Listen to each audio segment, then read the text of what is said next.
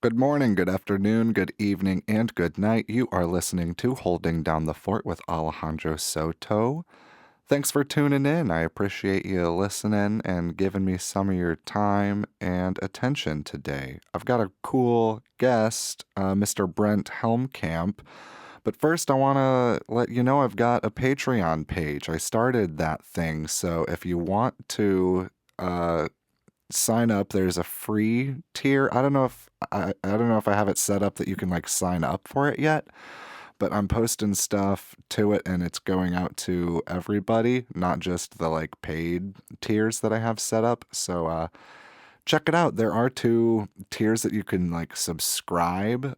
There's nothing that I'm putting up not that is going up like just for the paid subscribers. I think I'm gonna do my radio shows for those people that tune in or that like pay for stuff. So we'll see what happens there. But yeah, check it out. If you feel like supporting the show, you can do that, and I'd appreciate it. But past that, let's get on to the show as it pertains to this episode. My friend Brent Helmkamp is today's guest. He is a real cool fella here in Fort Wayne and all around cool fella. He recently took a bike trip to Cuba, and we talk about that today. He flew there and then was riding a bike around like a bicycle. He's a bicycle guy, which is really sweet. I like that a lot since I enjoy riding my bike around town in the summer. So we have that in common, which is really sweet. He also makes hot sauce and chili crunch. You've maybe heard me talk about his chili crunch before. Brent's my flavor guy. So if you want to check out his business, it's called Fresh Fenix with two F's, Fresh. Yeah, Fenix. I'll put a link to the Facebook page down in the show notes. That's where you can keep up with him. He's going to be at some farmers markets this summer. You can also get his stuff at the health food shop where I work in the kitchen, and at the Plowshares Food Hub spot down at the Electric Works here in Fort Wayne, and somewhere else that I can't remember, but check him out. Really good stuff. He also spins fire and juggles in the Pyroscope fire troop here in Fort Wayne. So we talk a little bit about that. You can follow them on Instagram. I'll put a link to their page down in the show notes. So yeah, I hope you enjoy this conversation I had with Brent. Before we do that, I want to announce and let you know about the next Ecstatic dance. That'll be on March 3rd. As I'm recording this, we had a dance last night, and it was really, really awesome. It was a smaller group of people, and we were in a smaller studio room at the dance collective, and it was a really good time. It seems like everybody had a really good experience. So thanks to everyone who joined us for that. And then you can join us at Blossom Bash. That's going to be March 22nd, so stay tuned for more information on that. And without ado, here's Los Lemons. I've been forgetting to mention that the intro song is by Los Lemons, but shout out to them, and hope you enjoy this conversation I had with Mr. Brent Helmkamp.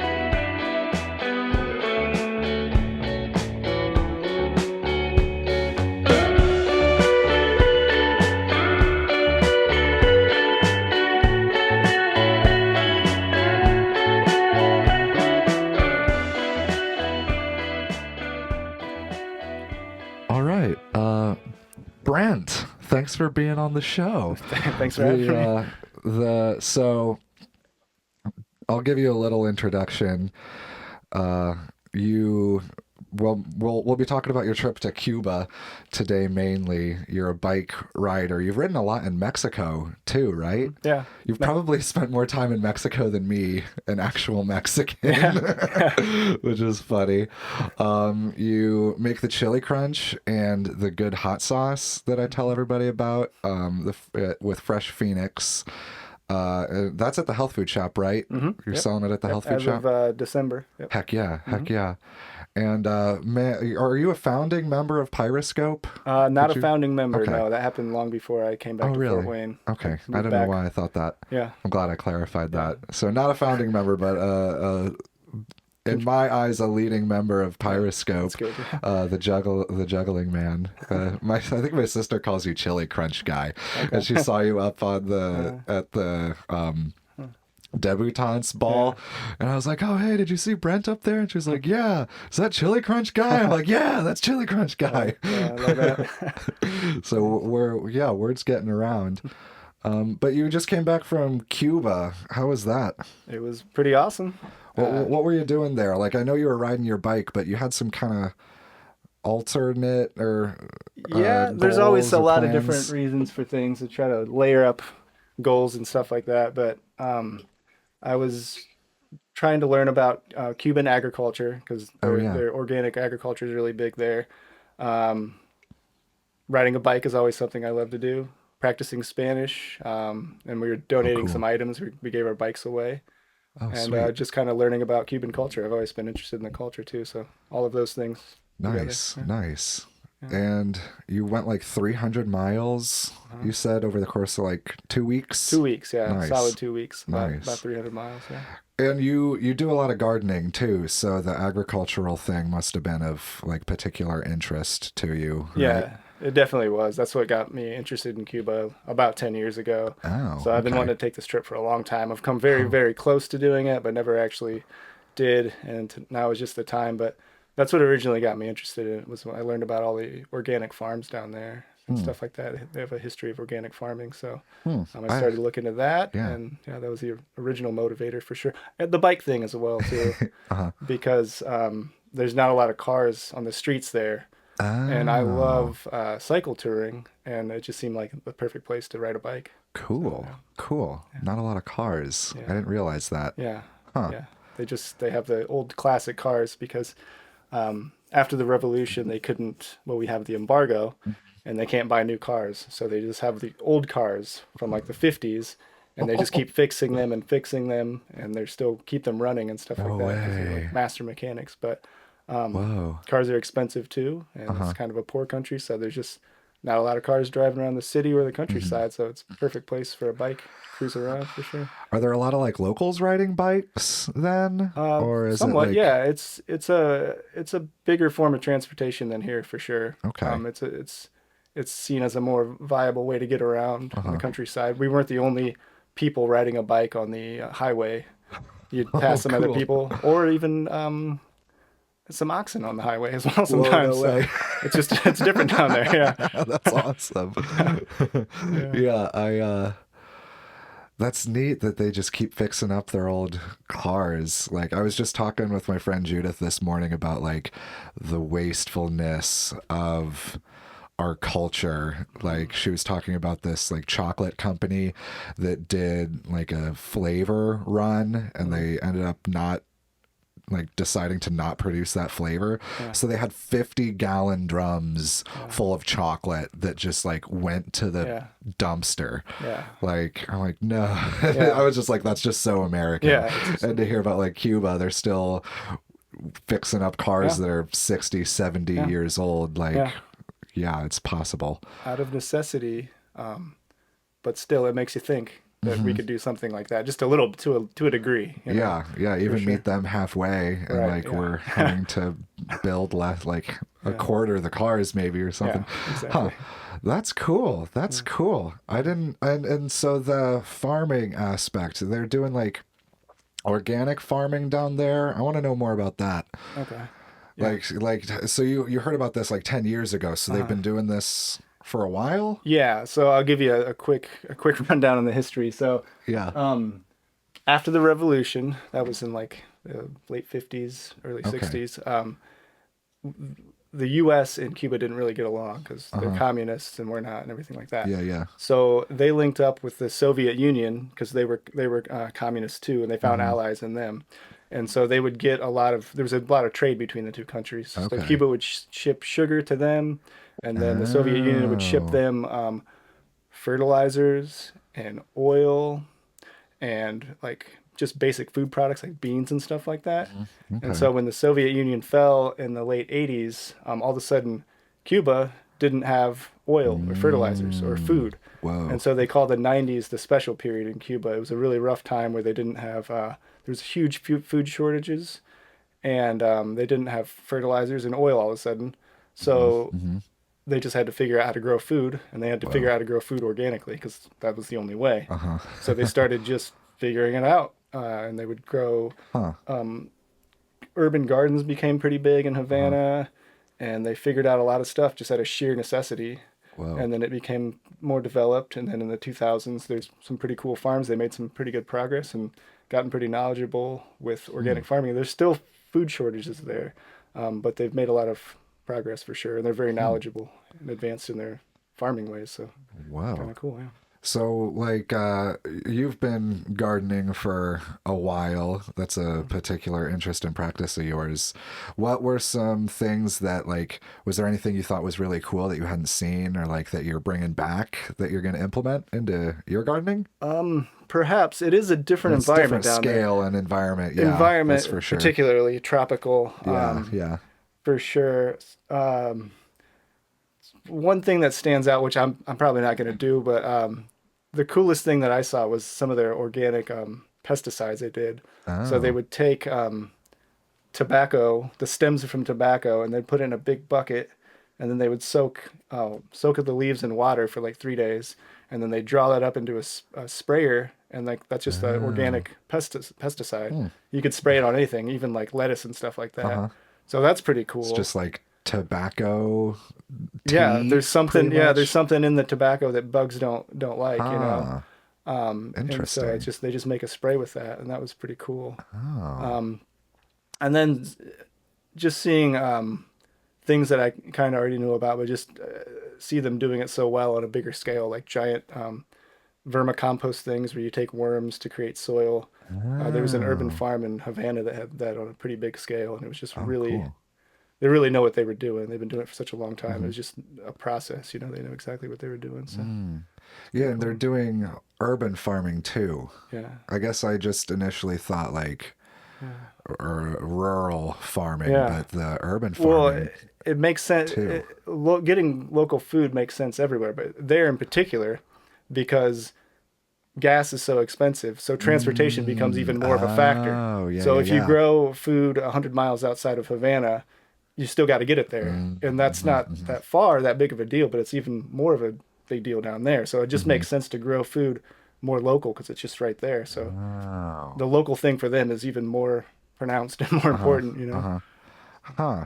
I mean, it's funny that like locally grown food is like a fucking trend Yeah. here in Yeah. America. Yeah. Like it all Uh-huh. like it Hmm. sickens me to a certain Yeah. extent, like Just, connecting that together that like yeah. they're doing it because Uh-huh.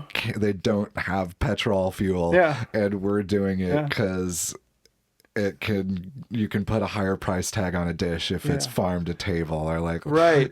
Um, the that's gnarly. the organic thing too, it's really interesting because Yeah, yeah. it's, you know, we call it organic food and it's more expensive, but food down there or vegetables down there are just organic by nature. There's just Uh-huh. so It's just food. yeah, it's just a Like, vegetable. It's not an organic vegetable. It's yeah, just it's like the meme that like in the 40s, like organic food was just called right, food. exactly. Like, Exactly, yeah. yeah. Huh. Yeah, that's interesting. That connection of like them doing something out of necessity and Yeah. us here in America doing it as like a trend and fad. Yeah. I never like Yeah. I never knew about Yeah. that happening that way in Cuba, and so never kind of put that Yeah, together. it's pretty interesting. I think even if it is a fad here, it's I would like to think it's based in some sort of good motivation, you know what I Hmm. mean? People trying to do things that make sense, but it's Yeah. definitely is a trend and you can definitely charge way more for, you know, Uh-huh. if it's organic or whatever for Yeah, sure. yeah, yeah. Mhm. Huh. But it doesn't like need to be that way. Yeah. Like I was Yeah. this morning talking to my friend who told me about the 50-gallon drums of chocolate Yeah. that went into the dumpster. I was like, thinking about how that's the result of just capitalism economy, and we're like in late stage capitalism right now. So to see that like this thing that is good for like the people in the community and like urban farming and organic like food, Hmm. yeah, it is a good thing. I agree that like, and there is, I think, positive motivation behind it, like tracing back to like the hippie movement in the like 60s and 70s, like Yeah. the health food movement and stuff like that. But like, yeah, that's a good point, that there is a good, like a positive motivation. Maybe not in everybody, like, Yeah. we're No. still in Sure. late stage capitalism, Yeah. so There's a someone's lot of gonna try and, greenwashing and stuff like that yeah, too, where yeah, people yeah, yeah. just you put a natural word on there and you charge twice as much and all Hmm. this stuff. Hmm. That definitely happens. Yeah, yeah. Huh. But so you're doing urban gardening here in Fort Mhm. Wayne, and you're growing peppers. You're growing lots of good peppers. Mostly peppers. Yeah. So Yeah. yeah, I just I want to get into that. What kind of peppers are you into right now? Like, are you, you've been growing? I'll just let you take it away. You know about peppers, so Okay. Yeah. tell me about peppers, Brent. Okay.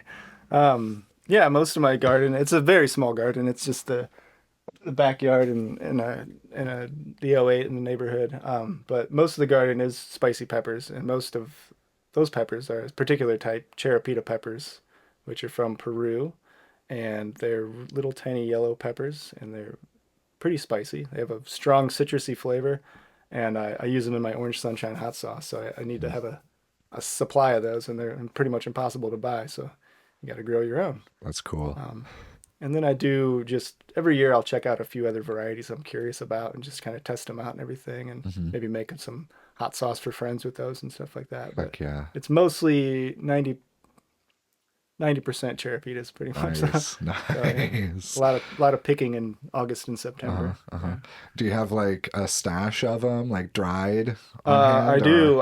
I freeze them, so you can freeze Oh, okay. peppers, and they freeze pretty well. Oh, cool. And yeah, I've got big gallon bags full of frozen peppers for sure. You can Nice. take them out, and you could ferment them if you wanted to. Oh, So uh-huh, yeah, uh-huh. freezing peppers works. Just Oh. everyone knows. Yeah. And they, if you ferment them, that's like a preservation process, right? Yeah. Like Yeah. they could keep for a Yeah. little while if you do it properly. Right. Yeah. It's a good way to make really tasty hot sauce too. It's more involved. It takes time, but Uh-huh, maybe uh-huh. one day I'll come out with a fermented hot sauce. But that's a whole Uh-huh. other process that you gotta master on a larger scale for Mhm, sure. mhm. Yeah. Cool. So how'd you get into making hot sauce? Um, I've always loved hot sauce. Ever since I was a little kid, I've loved it my entire life. I've always um, eaten a lot of it and like to try new kinds. And whenever I travel, I always got to have a bottle of hot sauce with me and stuff like that. And That's so awesome. yeah, I've just always loved it, loved consuming it. And then I've made fresh salsa for a very long time. Oh yeah, yeah, yeah. And then I Dude, your salsa started rocks. started thank you. I Uh-huh. started selling fresh salsa at the farmers market a couple of years ago, and then I started experimenting with making hot sauce, and it's really fun. So I Nice. started developing it even more. Nice. And you have like so I mentioned before that you've biked through Mexico a lot. You did that with your brother, right? Yeah, for sure. Nice. What parts of Mexico did you go through? Um, so we started in Mexico City, and Oh, then we went tight. south from there. Oh, Um, cool. Southern Mexico is pretty interesting. So, Uh-huh. Uh-huh. uh, yeah, we started in Mexico City and went south through I think there's one of the states is like Puebla, and then Mm-hmm. Oaxaca, and then Mm-hmm. Chiapas, and then you're in Mm-hmm. Guatemala after that. So Okay. yeah, Okay, yeah, yeah, yeah. yeah, That's cool. yeah. Yeah, my dad lives on the Yucatan Oh, cool, Peninsula. nice. Yeah, So he's not in Oaxaca, but I think yeah. he's like in the neighboring state, and I think Right. kind Yeah, of yeah. close to the border. Cool.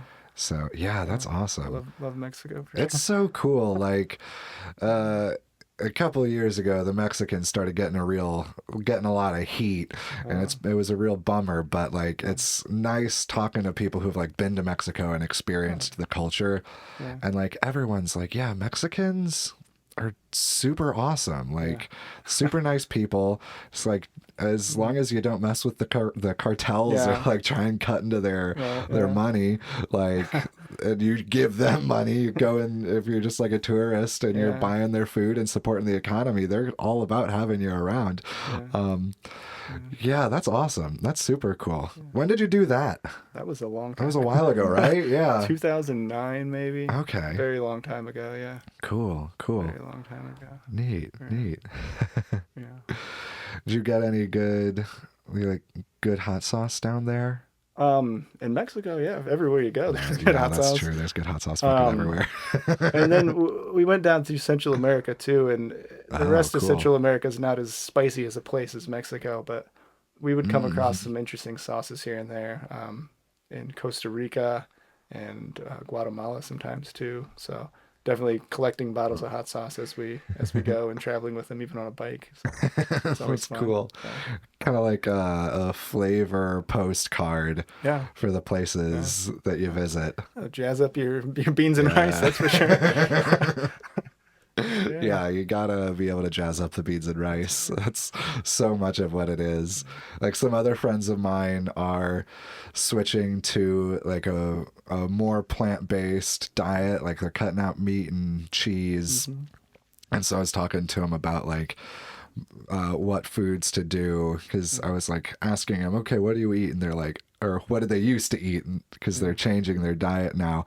And they said, well, it was like beef and cheese. And I was like, okay, well, you could substitute beans for the beef and like legumes and nuts and stuff. And I Yeah. mean, like, it really just comes down to beans and rice. Yeah. Like, Pretty you pretty base- important staple for sure. yeah, yeah. I don't. It's so strange that like America's just a weird fucking place. This is such a strange place to be living because yeah, those staple foods like beans and rice are not like staple foods here. It seems like are there even like staple foods in America? I mean, like wheat, I don't know. maybe for bread. Yeah. Processed wheat, I guess. Processed wheat is our staple crap food. I don't know. I don't know. It's a good thing that you took that trip to Cuba to learn about organic farming, Yeah. because we need that stuff up here. I don't know what people eat. Hamburgers and stuff like that. Right? I don't know. Yeah, I've like spent some time trying to figure out like what's the Yeah, we eat a lot of stuff Like, too, you know. You go yeah. out to eat and you can get food from all over, I guess.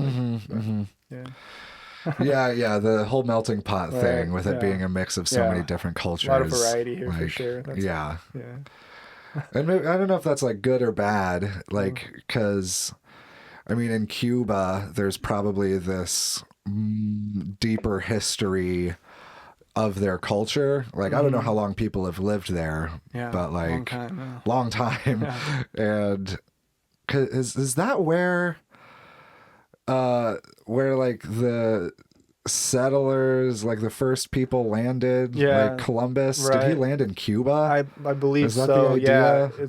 I'm pretty sure. That's Yeah. or at least like that area. Yeah, it might have is been where they Cuba first too. hit. Yeah, it's got a long history. There's a castle in Havana that was built in 1589. So Whoa. it's pretty crazy. Yeah. Uh-huh. Yeah. So And we don't have that here in America. Even Yeah. and then there's like I'm sure history behind that of like the Yeah. indigenous people. yeah. In Florida, there's some Spanish settlements in Florida that are pretty damn old. In southern Florida, 'cause that's pretty close to Cuba. That's only 90 miles away. But in southern Florida, there's some church that's from like the 1600s and stuff like that too, which is pretty interesting. Yeah. And I wonder, like, I mean, it seems that those richer culture or older cultures, like with longer running history, have like a richer culture than we do here in America. I'm just like comparing here. So like I've thought about like America as being like a teenager in terms of like our cultural development. We're like real angsty and like flipping the middle finger at everybody else, but Rebellious, think yeah. that we know what's best. It's like so like looking at like Mexico and like Cuba and like Eastern like Asian countries that have like thousands and thousands of years of history of those people being on on that land, like, and just working on things like I thought about like Italy and how like people have been hanging out in Italy for like thousands of years doing kind of the same stuff, like making wine and pasta and I don't know, fighting lions in the Colosseum, yeah. And so like they've had so like more time to be bored and think like, okay, what can I do to this year's batch of wine that's different from last year? And they've had like thousands of years to do that in their cultural development, whereas in America we've had like maybe 400 or 500 years of like American cultural development. And the like Native Americans, the indigenous people, have like really gotten shafted. There's a rich culture there, for darn sure, but like has totally been neglected, and like really been given the short end of the stick. So it's like, do you think there's anything to that? Like you've experienced more. I think you've traveled more than me, but like I don't know if that's like a legit thing. Like there's kind of like a like more angst here in America, it feels like. Yeah, you can see when you travel around, like just architecture and stuff like that. Just even in Central America, there's always every country always has a modern capital city, and then there's also the first colonial city as well. And the colonial city is like usually the city that the Spanish first founded, and there's always like old churches and stuff like that. And some of them are like really, really old.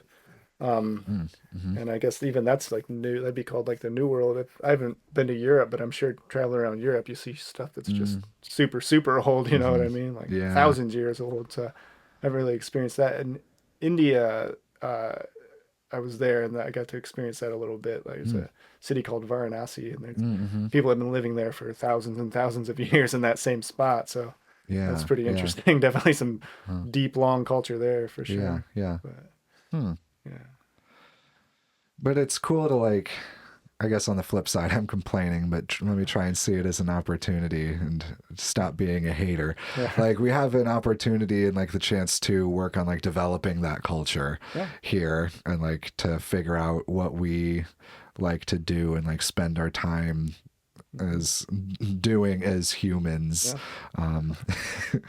Yeah, that's really cool. And making hot sauce and riding bikes is a pretty good way to spend time.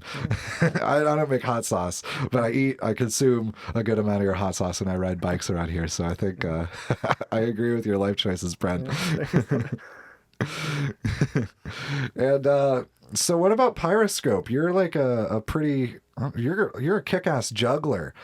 That's something I've not seen too often. How'd you get into that?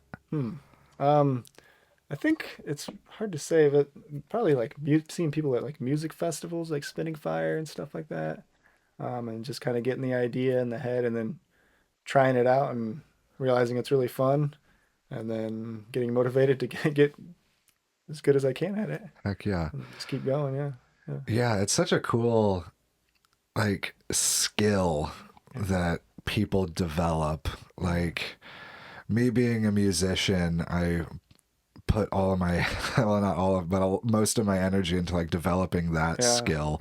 And so like when I see someone who's developed a different artistic skill, I like have a great like a super appreciation and respect for that. Like takes a lot of time to develop that. Yeah, I think that's cool. That's if you've developed anything for a long amount of time, then I appreciate that. Like seeing someone else, and it could be anything, something totally different, someone painting or something, and being just recognizing how long it probably took them to get good at that. You know what I mean? And have the appreciation for it. Yeah, the whole like 10,000 hours thing is legit. And there's only so many hours in a day. I can't practice guitar and DJing and juggling. I could in one day, but I'd have to cut my sleep in half, and I'm not doing that. That's not doable. That's cool. And so you're not a founding member of Pyroscope, but when did you start in with that group? Because you guys do super awesome stuff. Like I've seen a couple of your shows and it's super sweet. Thank you. 2000. So used to live in California, and well, semi-nomadically. I'd go out there and work for a few months at a time, but moved back in 2016, and then that's when I joined up with Pyroscope and went Okay. more often. And Okay. they had been doing stuff since I think like 2011 or Oh, 12 or okay. something like that. So, Really? yeah, I didn't know that. yeah, yeah, Huh. yeah, for That's sure. super cool. Yeah, yeah. And I saw you guys at Busker Fest last year, Hmm. and that was a super awesome show. I think Yeah. you guys have done that a couple years in a row, right? Oh, many, many years in a row. I don't even know how many. My first year doing it was 2016, and they Okay. had done it for at least 3 years before that. Oh, So cool. it's been like almost 10 years or something like Nice. that. So That's yeah, awesome. yeah, And there's a documentary that was made about the group. Someone at Silver Birch did that, yeah. right? Adam, yeah. Yeah. Uh-huh. And I watched it on YouTube at one point. Do you know if it's probably still up there. Yeah, I'm sure you can They find have it a on. YouTube channel, like Silver Birch Yeah, Studios. you could find it on the YouTube Yeah. channel for That was sure. really cool. I Yeah, really dug that. yeah, yeah, I think I remember hearing about kind of just the rigmarole of making it happen yeah, from Julia, and like yeah, just getting all the scheduling done and yeah, all that being somewhat stressful at times, which yeah, always tends to be. But I'm glad it worked out because I thought it was really cool. It gave a like good look into like this art form that doesn't get like kind of like the layers peeled back on all that yeah. often. Like I feel Yeah. like it's like fire spinning and like flow arts are often perceived just on like the spectacle level, Mm, and it's like, oh, it's a cool thing that they're doing and it's yeah. pretty and like Mhm. showy, but Yeah. that like the documentary gave a look into like the like emotional and like personal Yeah. side of it. Like each person that was in that documentary had their own story Right. of Yeah. like how they came to it, what the like practice of Yeah. doing that meant to him. I thought that was Yeah. really cool. I think that's what he was going for with that for sure. Nice. That was the goal. It's definitely the goal. Success. Yeah. And I mean, Yeah. a big part of that is just if that was his goal, picking a group of people that can fulfill that. Yeah. Kudos Yeah. to him for Yeah. He was good at making the right coaxing us call. into talking about different things, and for sure. Nice, nice, very cool. Yeah. Do you guys have anything coming up? It's winter now, so you're probably a little slower Yeah. at this time. You gonna do Busker Fest again? I Is that assume the plan? so. I assume so. Yeah. Hope so. Yeah. We have Weather the Fort, the winter festival Oh, downtown cool. Fort Wayne. That's on February 17th from 7:40 to 8. Oh, So okay, cool.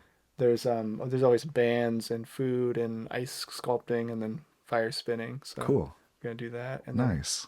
February 14th in Rochester at the Times Theater, there's a Tom Petty cover band.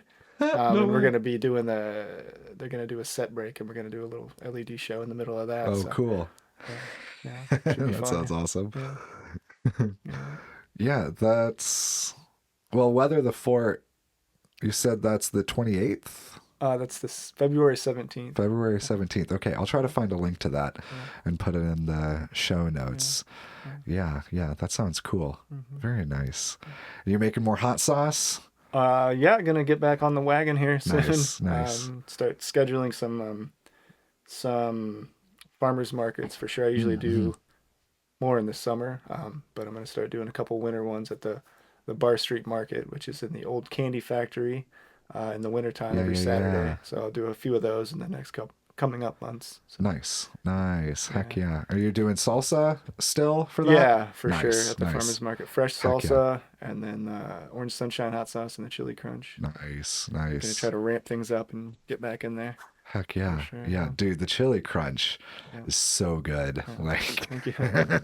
what I don't want to ask your secrets, but like How do you make it taste so good? It's What got do a you lot do to of that? gotta just put a lot of good tasting stuff together, and stuff tastes good. Cooking advice from Brent. Put good tasting stuff together I and it mean, tastes good. Don't it doesn't need to be any more yeah, complicated than that. that's That's awesome. makes sense. Yeah. It makes sense and it works. Yeah.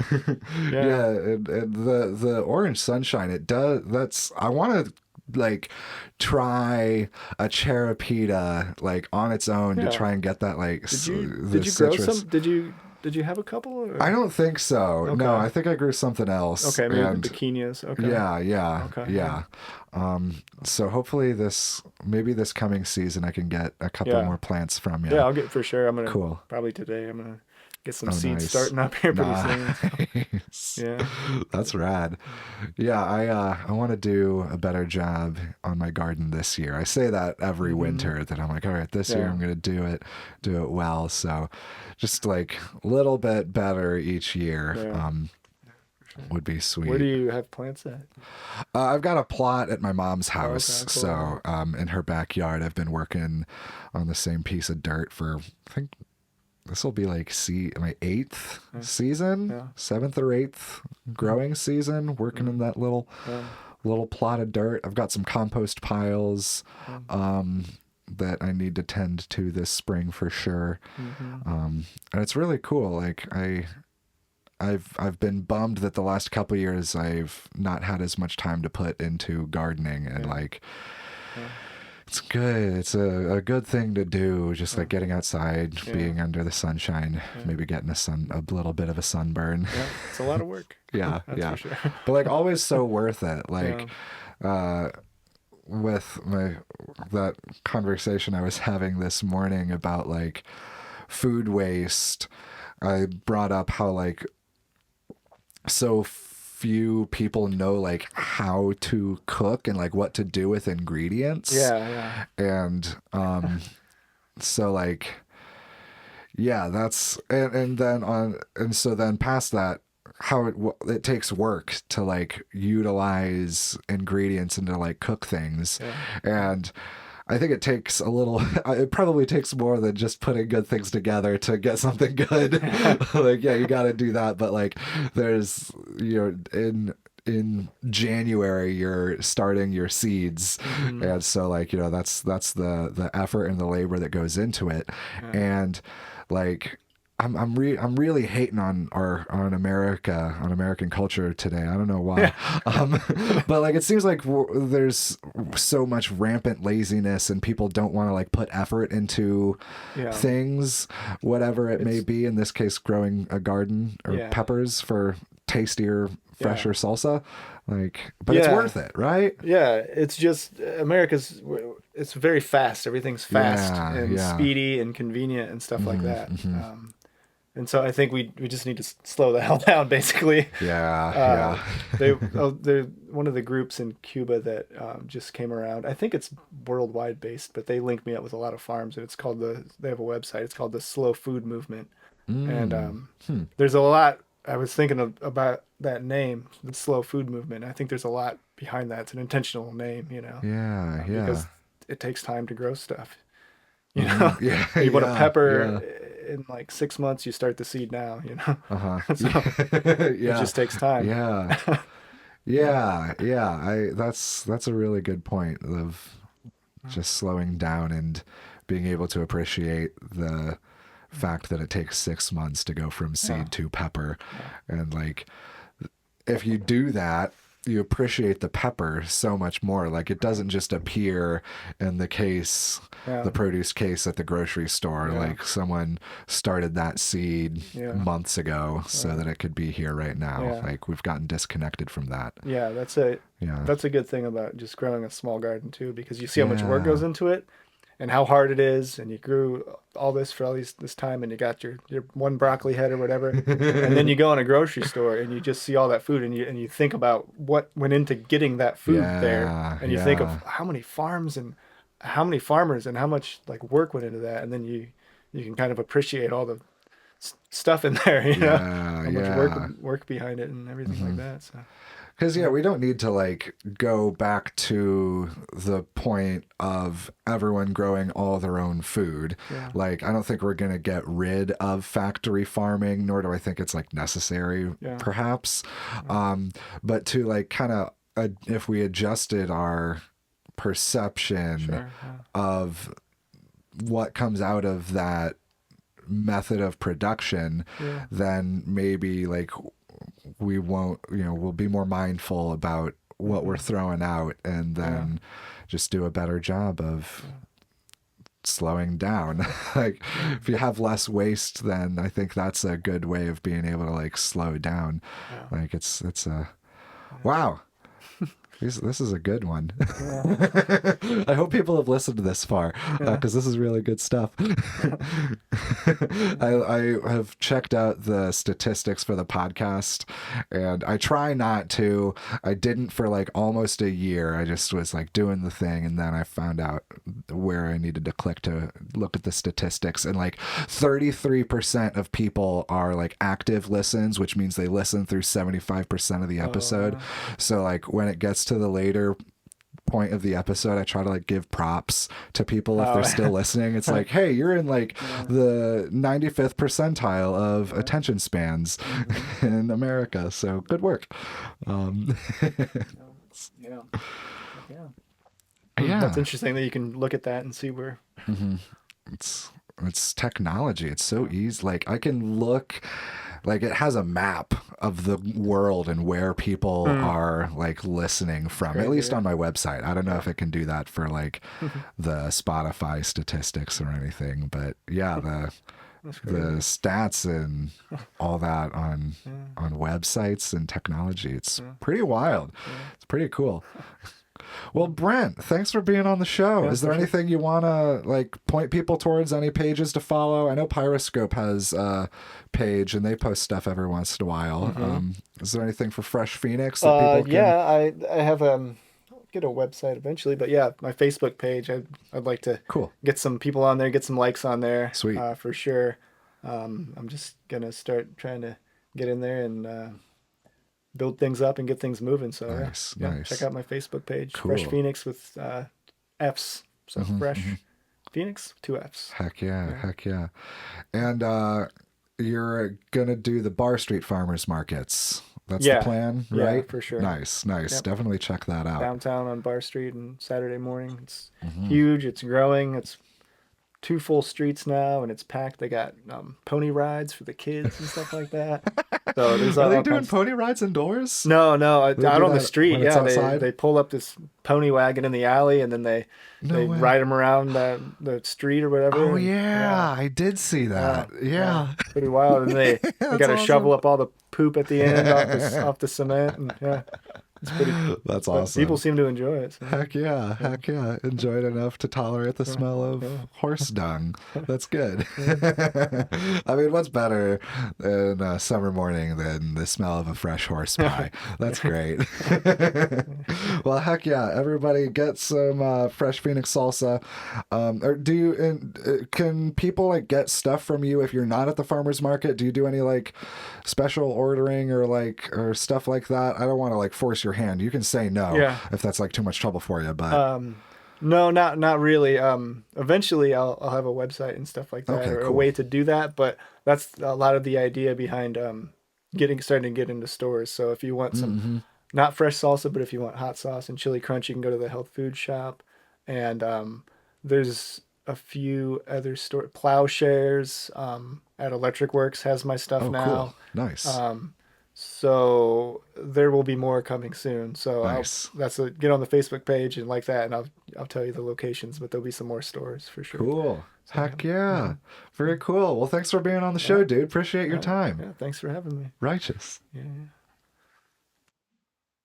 Thanks for joining me, Brent. That was a really good one. I really dug having you on the show and look forward to seeing you around town. Everybody, check this dude out. He's the cool guy that's juggling around town. Yeah, he's super sweet and a really cool guy. So say hey, say hi, buy some of his salsa, buy some of his chili crunch and his hot sauce. The stuff is like the tastiest stuff around. It's really, really good. So join us on March 3rd for the next Ecstatic Dance. Join us at Blossom Bash on March 22nd. And yeah, I'll see you around. I'm going to be doing some other musical things like singing and playing guitar that I'll be talking about soon. So I'm still doing that, but I've been taking some time this winter to lie low a little bit on that side of the musical world. So yeah, yeah. Stay tuned for more singing and playing guitar for me if you're into that kind of stuff. But today's song is from a band called Commissure, and this features Autumn Turley on violin. She was part of the Chautauqua tour, and I interviewed her and Pan Williams a couple episodes back. And she stopped at my place for a couple days on her way back to the East Coast and told me about this band that she was in back when she was living in San Francisco. And I bought one of their old albums off Bandcamp, so I'll link to that below if you want to throw them some support. Feel free. But I'm going to close out today's episode with a song called Beautifully Blurry by Commissure. So thanks for tuning in. Thanks for listening. Take care of yourselves, and I'll see you next time.